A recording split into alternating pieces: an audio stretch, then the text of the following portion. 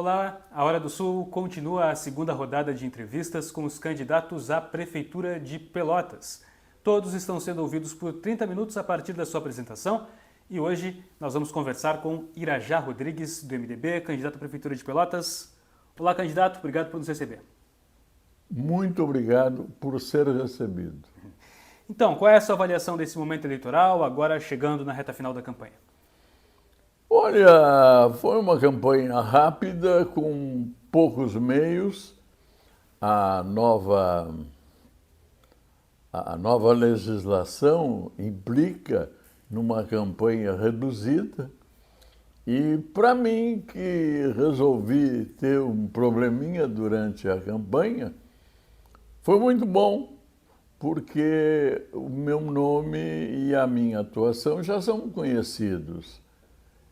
E o tempo, inclusive, esse tempo horrível, com chuva e frio e vento todo dia, facilitou tudo. Então, eu estou muito satisfeito. Já vou avançar nesse assunto para a gente passar por ele rapidamente, que é a questão da idade, da questão de saúde. Como é que está a sua saúde e como é que o senhor se vê aos 88 anos sendo candidato à Prefeitura de Pelotas? Eu me vejo muito bem.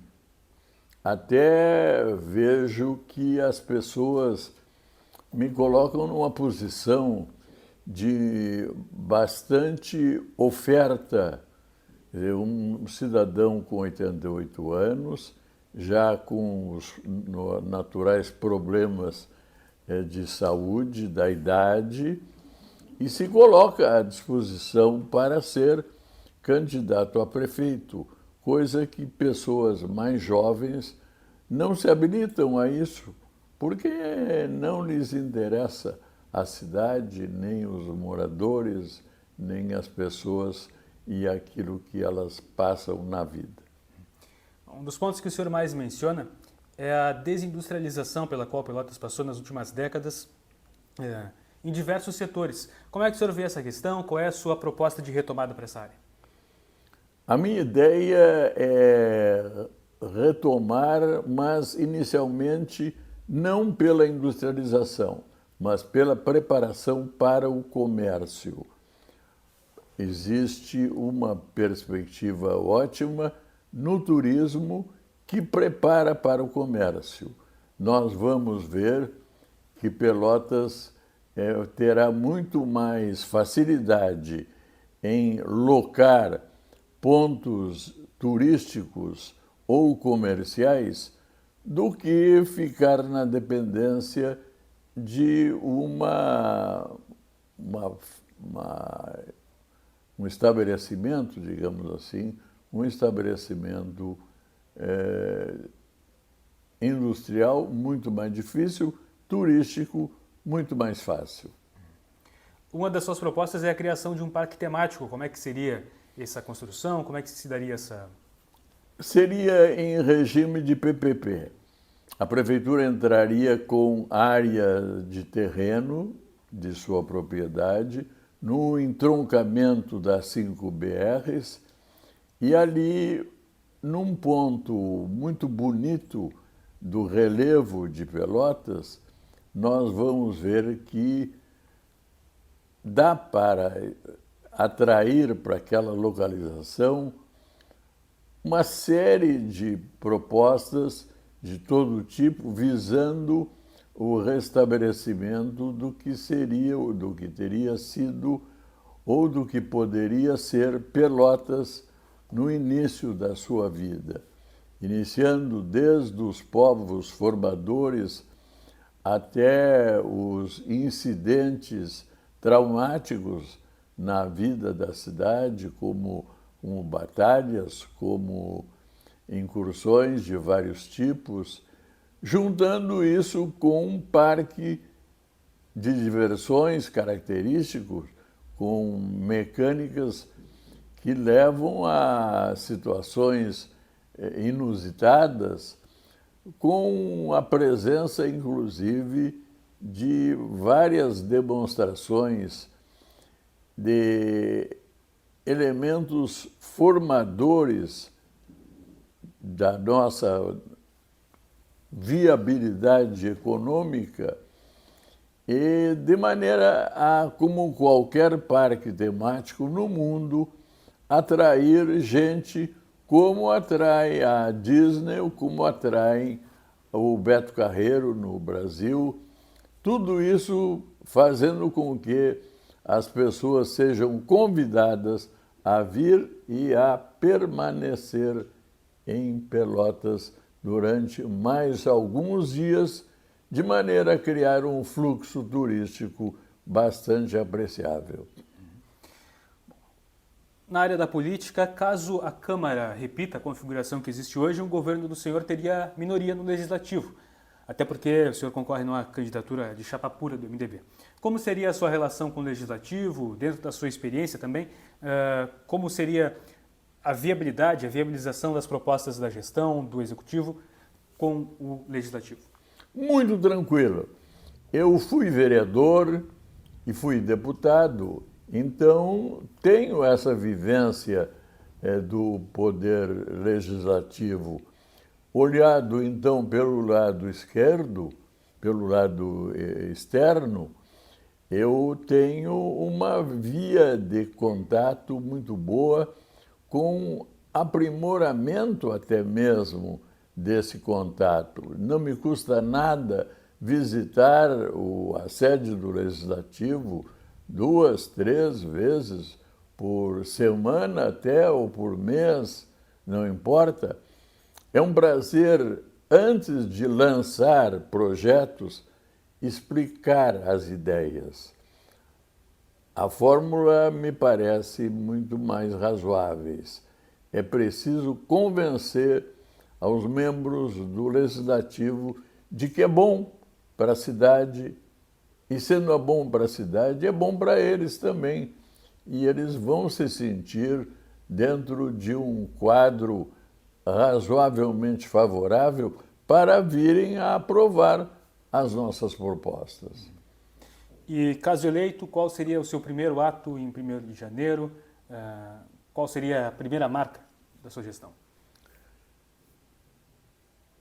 Meu primeiro ato seria juntar com a Procuradoria os integrantes assim, de um corpo de pessoas que hoje aluga imóveis que são utilizados para a instalação de secretarias.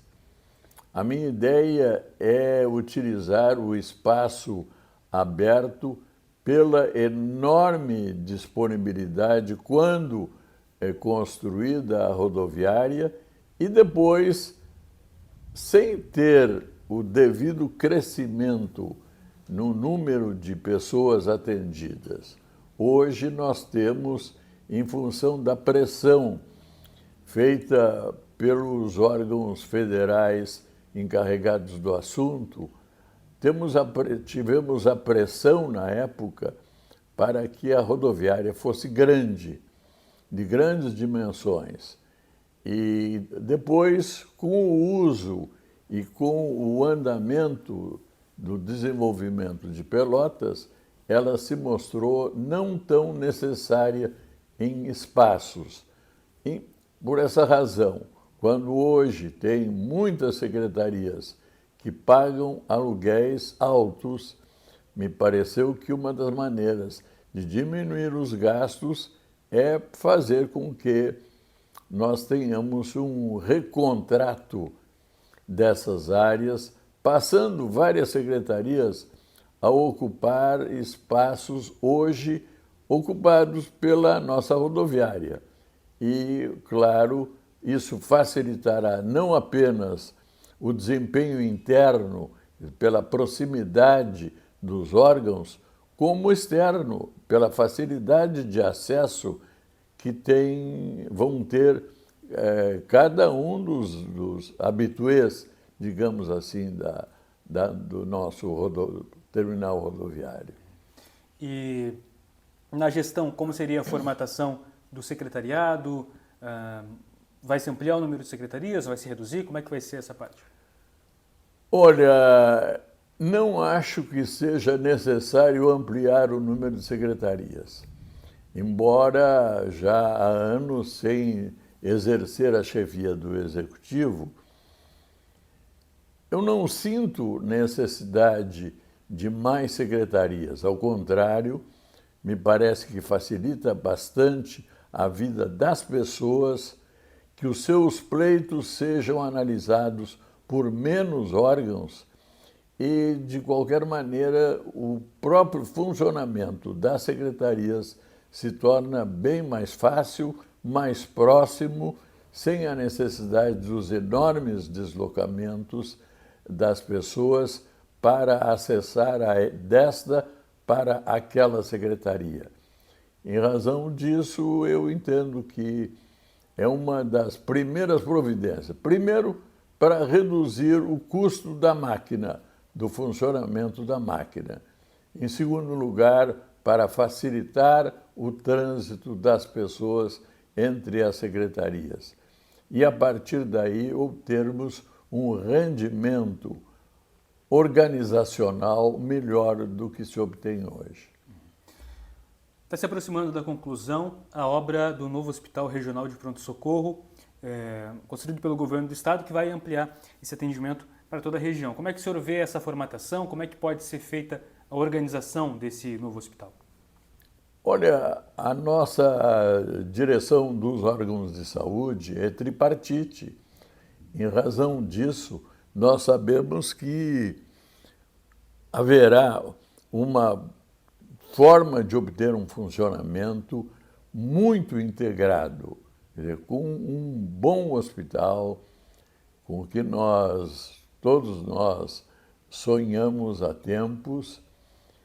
Eu tenho certeza de que a saúde será melhor atendida e, como é natural, haverá um aprofundamento científico também nos vários aparelhos, nos vários setores de atendimento à saúde, de maneira que a saúde vai sair ganhando e nós vamos trabalhar cada vez mais integrados nesse processo tripartite de administração.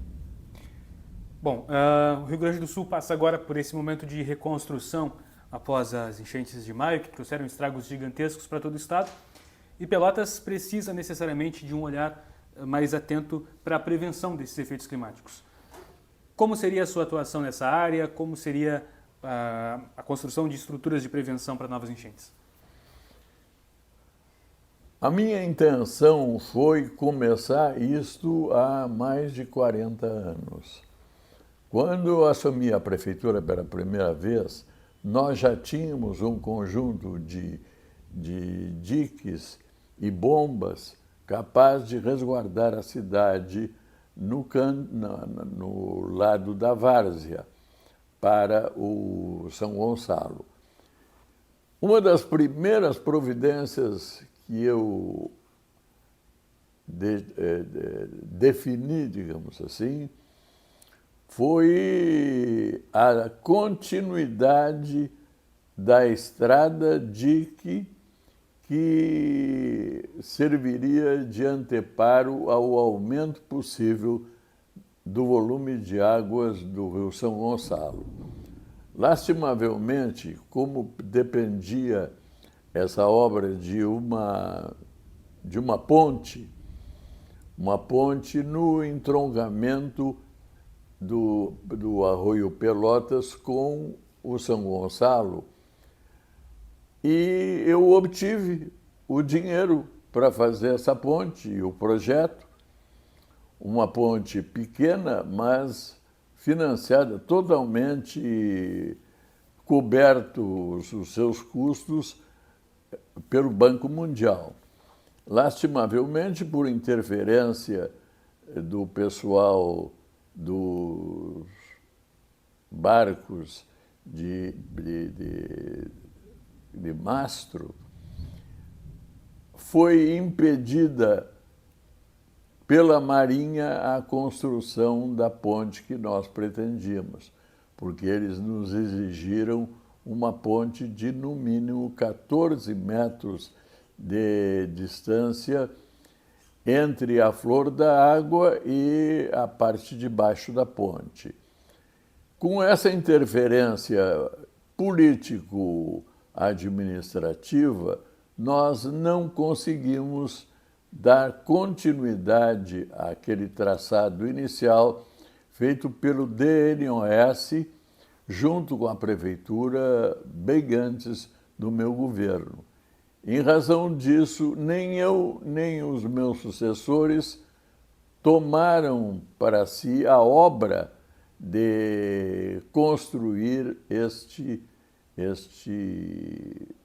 dique, que é uma das obras hoje ainda necessárias, como ficou claro agora nessas últimas enchentes. Isto é necessário, como é necessária uma pressão junto ao governo federal e ao governo do estado para aumentarmos a capacidade de recepção de um volume maior de águas por parte da nossa Lagoa dos Patos. Não é obra para o município, mas sim é necessário que o município faça uma pressão permanente para aumentar a capacidade de recepção de água por parte da nossa Lagoa dos Patos. Ainda nessa questão de infraestrutura, os municípios hoje têm o desafio de atender ao novo marco do saneamento, de ampliar a coleta de esgoto, tratamento de esgoto. Como é que o senhor vê essa questão? O que pode ser feito aqui em Pelotas através do SANEP? É possível, quem sabe, uma privatização do SANEP, alguma estratégia de parceria público-privada ou financiamento próprio? Como é que o senhor vê?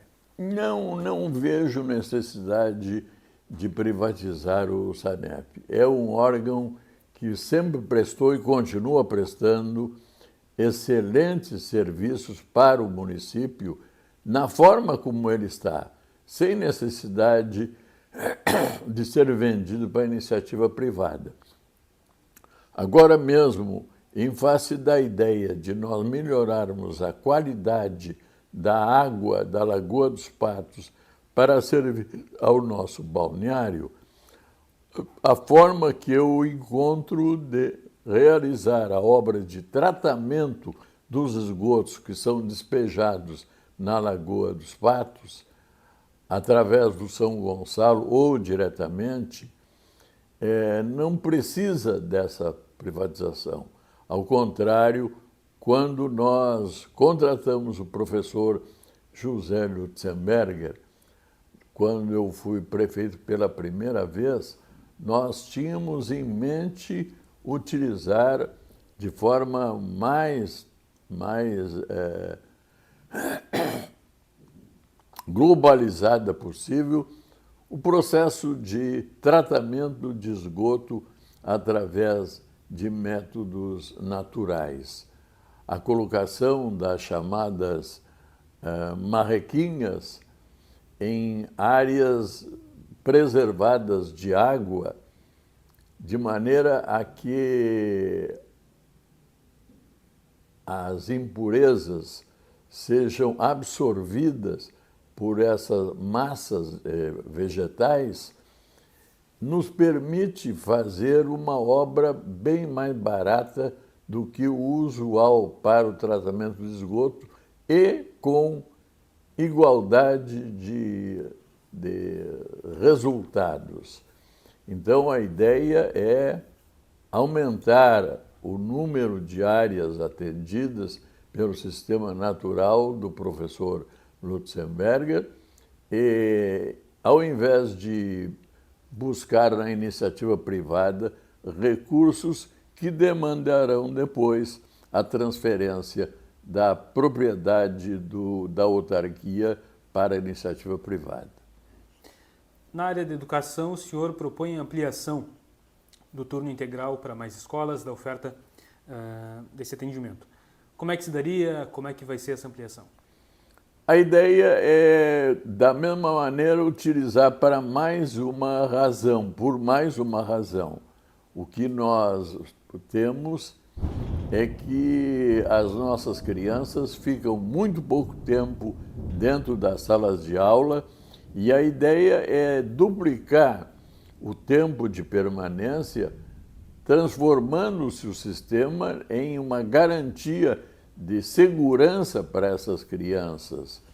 Mas isso aí, durante esse período, a ideia é transformar a parte de baixo do nosso futuro local dos desfiles de carnaval, que é uma parte necessária para a melhoria do turismo em Pelotas, como também pela geração de um local onde as crianças poderão fazer o turno inverso, além de almoçar, porque a ideia é essa, e ali desenvolver esportes, música, tudo aquilo que for necessário fazer para que as crianças, gente pobre dos nossos bairros e vilas, tenham o mesmo, seja dispensado o mesmo tratamento que é dispensado a crianças de melhor disponibilidade financeira. Na questão da infraestrutura, Pelotas vive um problema bastante complicado na questão da zeladoria. Nas ruas tanto pavimentadas quanto não pavimentadas, os buracos são frequentes e espalhados por toda a cidade. Como solucionar esse problema? Como evitar que a população enfrente todos os dias ao sair de casa esses buracos? Mudando a forma de enfrentamento do problema. Hoje se usa em larga escala o nosso sistema atual de cobrir com asfalto as ruas, e a ideia é substituir o asfalto por uma mistura, uma combinação entre dejetos de carvão ou cinza de carvão provenientes de Candiota ou de outras usinas de carvão, com uma parte de calcário. Com essa mistura, forma-se uma textura muito dura, que nós tivemos a oportunidade de experimentar ainda no segundo mandato, num pequeno trecho do Laranjal, que se mostrou tão dura, tão resistente quanto o concreto asfalto, ou o concreto cimento, que é bem melhor do que o concreto asfáltico. Então, a ideia é fazer como fizemos ali a Ferreira Viana, a Juscelino Kubitschek, como fizemos o prolongamento da Bento Gonçalves, que, construídos há mais de 40 anos, ainda prestam excelente serviço com o mínimo de manutenção. Voltando para a parte do turismo que o senhor mencionou, na questão do parque temático, como o senhor vê a integração da região, como Pelotas pode exercer um papel de liderança, de unir o resto da região para se tornar um polo turístico? Hoje nós temos a presença da Serra no ambiente turístico nacional, com grande prevalência, inclusive, pois é só nós substituirmos a serra deles pela nossa, a Serra do Sudeste, e nós vamos ter um processo de integração de áreas altas e bonitas de apresentação de vegetação característica e morros, montanhas. Isso vai nos permitir desenvolver na região o que se poderia chamar de turismo da Serra do Sudeste, e a partir daí fazermos com que a região toda se beneficie do nosso esforço de implantação turística. Bom, voltando para a questão da idade, o seu vice é seu sobrinho neto, é jovem na política, né? Está concorrendo à sua segunda eleição. Qual vai ser o papel dele no governo do senhor? Qual vai ser a atuação do Danilo caso o Irajá seja prefeito? Eu quero ter o Danilo como as minhas outras pernas e os meus outros braços. Talvez uma cabeça mista entre o jovem e o velho, embora eu me considere ainda com uma cabeça jovem. Mas a disponibilidade e a saúde e a predisposição de movimentação que vocês notam no conversar com ele, ele tem essa mobilidade de maneira muito presente, muito clara. Ele é agitado. Isto faz com que feche muito bem com a necessidade que nós vemos de, talvez pelo fato de já estar com 88, eu precise de um corpo duplicado, que é mais ou menos o que pode acontecer.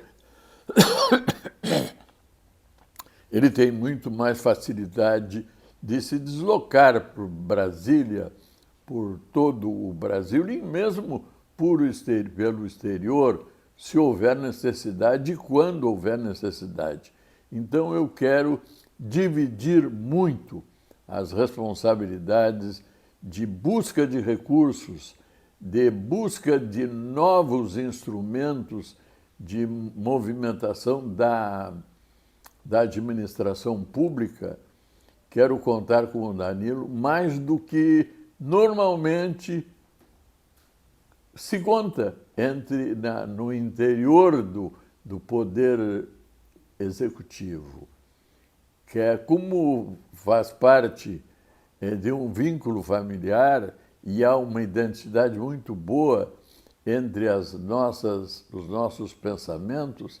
Eu não tenho dúvida que a escolha pela executiva, é bom que se diga isso, não fui eu quem escolheu, a escolha pela executiva do Danilo para vice veio a calhar dentro da pessoa física que hoje eu represento.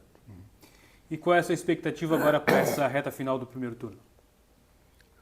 Já me serviu muito o fato de eu ter tido um probleminha de saúde de última hora. O Danilo tem me substituído nos contatos com o pessoal que eu já conhecia muito, pessoal dos nossos bairros, das nossas vilas, e que eu tinha que ter voltado a visitar, mas se tornou difícil em função dos probleminhas de saúde.